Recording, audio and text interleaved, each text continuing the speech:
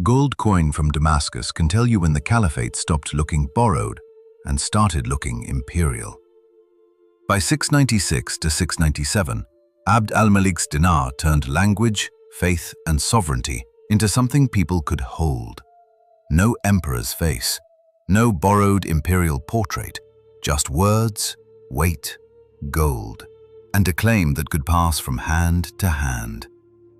This is the story of how a disputed office of succession became an imperial system people could see, spend, and build around. This is no history. The usual story says the early caliphates were a story of conquest and religious expansion. But the caliphate was not only a conquering movement. It was an office that became an empire by becoming visible. The central problem began in 632, after Muhammad died. The community needed leadership, but succession was not a simple machine waiting to turn on. The Arabic title Khalifa carried the idea of successor, deputy, or one who comes after. That word sounds clean.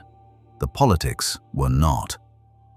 The Rashidun period, from 632 to 661, became a remembered model of early communal leadership, but its memory is not interpreted the same way across Islamic traditions. That matters because the caliphate was never only a job title. It had to answer a question every empire faces. Why should people obey this authority here, now, and not another one? At first, the answer lived in memory, community, military success, and proximity to the founding generation. But as armies moved, taxes flowed, and cities grew, memory alone could not run the state. A governor needed orders that could be copied. A tax office needed records that could be checked. A judge needed language that could travel between local practice and central command. A soldier needed payment that would be accepted far from the capital. A preacher needed a Friday sermon that named authority in public. The office needed machinery, and the first dynasty to make that machinery unmistakable ruled from Damascus. The Umayyads ruled from 661 to 750. They made the caliphate dynastic, urban, and imperial. That was not a small adjustment. It changed what people expected power to look like. By the reign of Abd al-Malik, the problem was urgent. The state had to collect revenue, speak officially, pay armies, and mark sovereignty across huge distances. This is where Arabic administration matters. A ruling language is not only a cultural choice. It decides who can record taxes, issue orders, read decrees, and belong inside the state. When administration changes language, the state changes its gatekeepers. It also changes the archive future historians inherit. A tax demand in one language is a local record. A tax system in a shared official language can become a state memory. That is why this is more than a story about translation. It is a story about who can make power legible. And once a state can make power legible, it can repeat that power across distance. Then comes the coin. A coin is tiny, but it travels farther than a monument. It passes through markets, soldiers' pay, tax payments, dowries, and storage jars. Every exchange becomes a small act of recognition. The British Museum's AH 77 dinar shows a decisive break with older imperial habits. Instead of a ruler's image, the coin carries Arabic religious inscription and standardized authority. That choice did two things at once. It made sovereignty readable through inscription, and it made sovereignty measurable through weight and gold. A person did not need to understand every court dispute to recognize a stable coin. That means the caliphate was not just claiming power in speeches, it was minting power into repeatable metal. Here is the first payoff. The early caliphate endured not simply because armies won territory.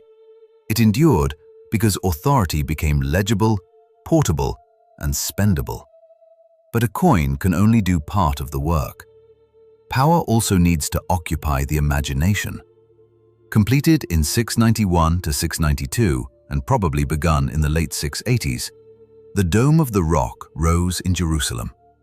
It stood in a city dense with sacred memory. The Metropolitan Museum's Umayyad art materials point to a world where architecture, inscription, and ornament worked together. The building was not a palace. It was a public object on the skyline. That distinction matters. A palace tells insiders where power sits. A monument tells everyone else what power wants them to see. The Dome of the Rock used form, location, and inscription to make Umayyad sovereignty visible. Its octagonal plan controlled movement around the sacred rock. Its mosaics created a language of splendor without turning the caliph into an image. Its inscriptions made argument part of architecture. The visitor did not need to enter a tax office to encounter caliphal power. The city itself carried the message. Now the pattern sharpens. The coin made authority circulate.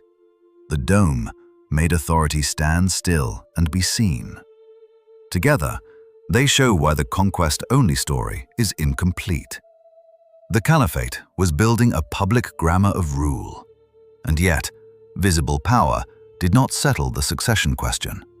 That question returned with force in 750. In 750, the Abbasids overthrew the Umayyad Caliphate in the central Islamic lands.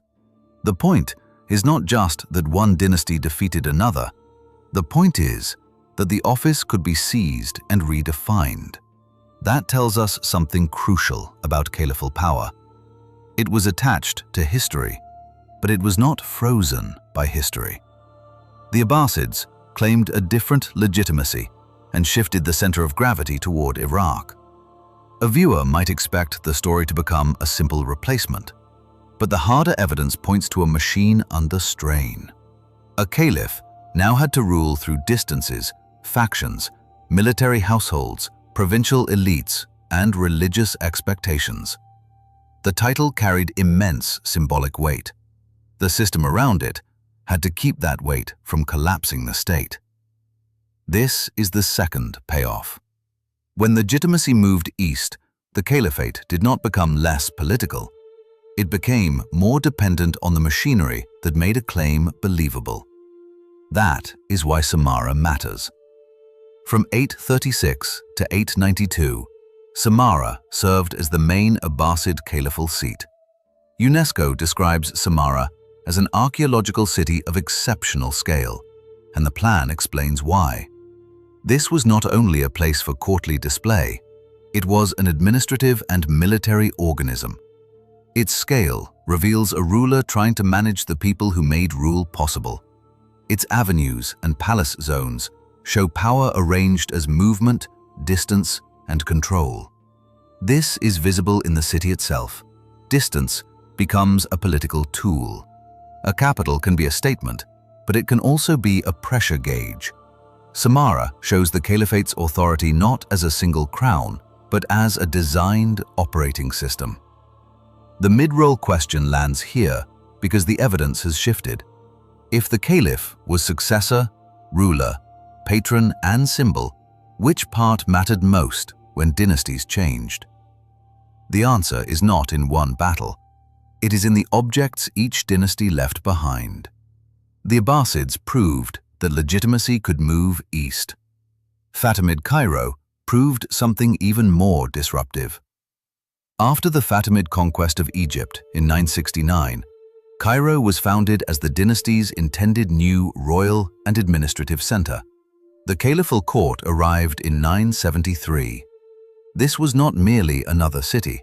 It was a rival caliphal claim made urban. By then, the title of caliph no longer belonged to a single, uncontested political reality. Different rulers could claim succession through lineage, doctrine, patronage, and capital building. That does not mean every claim was the same. It means the title survived by being repeatedly reconstructed. Fatimid Cairo matters because it makes rivalry visible in stone and street plan. A new capital could organize loyalty before a distant rival could answer it. It shows that caliphal legitimacy was not only inherited backward through memory, it was also built forward through institutions people could enter, fund, serve, and recognize. And that brings us back to the question the coin first opened. How did a disputed office become an empire people could see, spend, and build around? First, it answered succession with leadership. Then it answered scale with administration. Then it answered visibility with coins and monuments. Then, later dynasties answered contestation with new capitals and rival programs. This is the revelation. The caliphate was not only an inherited office. It became an empire when people could recognize it in public life. The coin did not replace belief. The dome did not replace politics. Samara did not replace legitimacy. But together, they made authority repeatable. That is why the AH-77 dinar still matters. It shows the caliphate no longer only being argued over. It was being stamped, circulated, and recognized.